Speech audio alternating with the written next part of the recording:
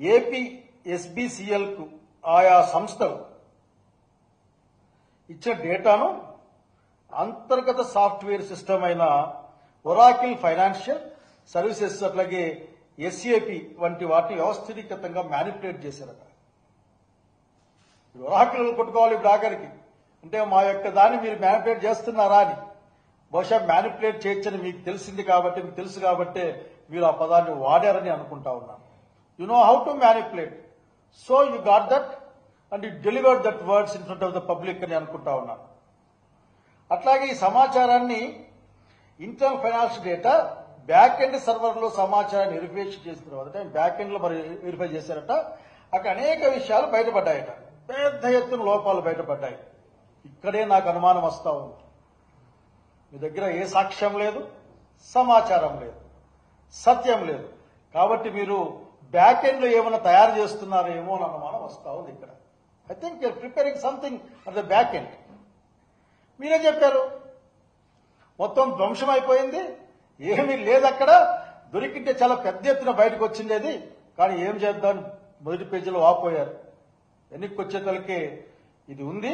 దీంట్లో ఆ కార్పొరేషన్ అధికార సహకారంతో international spirits and wines association of India, అందులో ఉన్న కొద్ది ప్రతినిధులు, అట్లాగే మద్యం కంపెనీల మార్కెట్ హెడ్లతో సమన్వయం చేసుకుని ఈ ఆధారాలని మొత్తం ధ్వంసం చేసి, ఏంటి అసలు ఏం చెప్పాలనుకుంటున్నారు మీరు? మీ దగ్గర సమాచారం ఉందంటారు కష్టపడి, మేము కష్టపడి బ్యాక్ ఎండ్ లోకి పోయి తయారు చేశాం అని మీరు చెప్తా ఉన్నారు.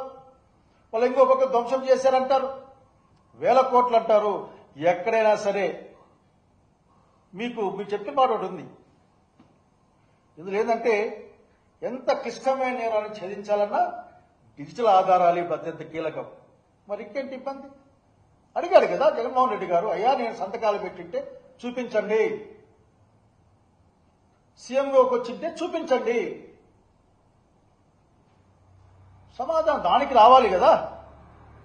కాబట్టి దయచేసి ఇటువంటి అర్థం లేని విషయాలు చెప్పి ప్రజల్ని మభ్యపుచ్చి లేక వాళ్ళ యొక్క విశ్వాసాన్ని పట్ల ఘాతుకంగా వ్యవహరించడం మంచిది కాదని చెప్పాలనుకుంటా ఉన్నా.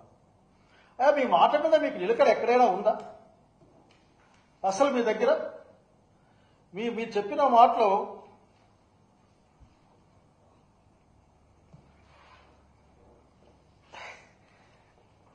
ఏంటంటే మీరు ఎంత డబ్బులు ఇన్వాల్వ్ అయినాయని మీరు చెప్తా వచ్చారు, ఎలక్షన్ల ముందర, ఎలక్షన్ తర్వాత. అసలు ఈ లిక్కర్ విధానంపై మీ యొక్క ఆరోపణలు ఒకసారి మీరే వినండి.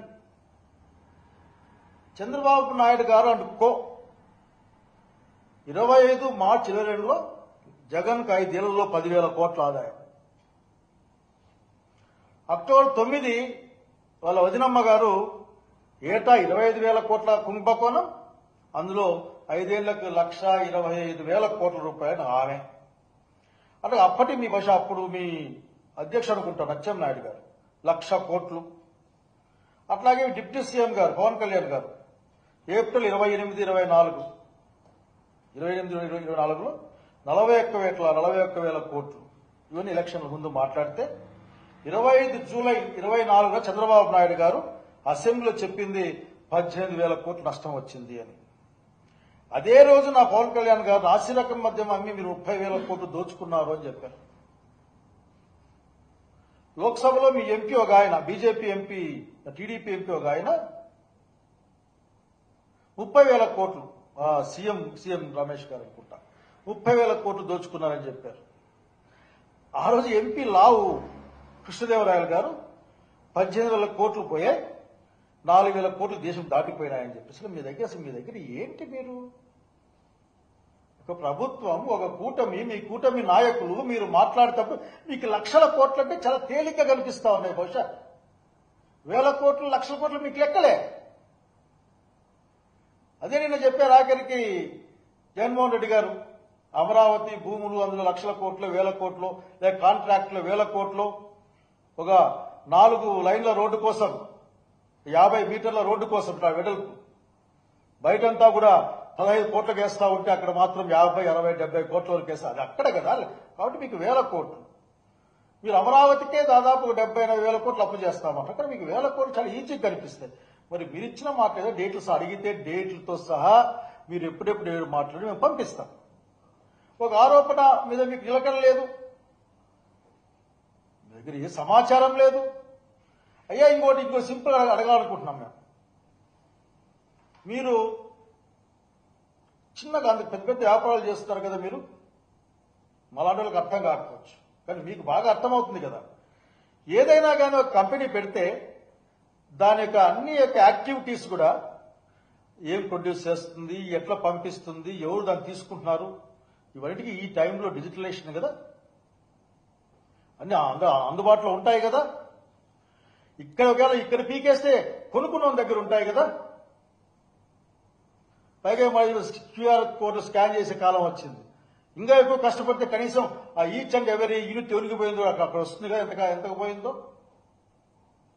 ఇవన్నీ లేదనుకోండి, కనీసం అప్రాక్సిమేట్ గురామరిగ్గా ఒక 1000 బాటిల్ తయారు చేయడం కోసం ఎంత ముడిసరుకు అవుతుందో, ఆ ముడిసరుకు ఆ స్పిరిట్ రెక్టిఫైడ్ స్పిరిట్ ఎక్కడి వస్తుందో అక్కడ లెక్క ఉంటుంది కదా.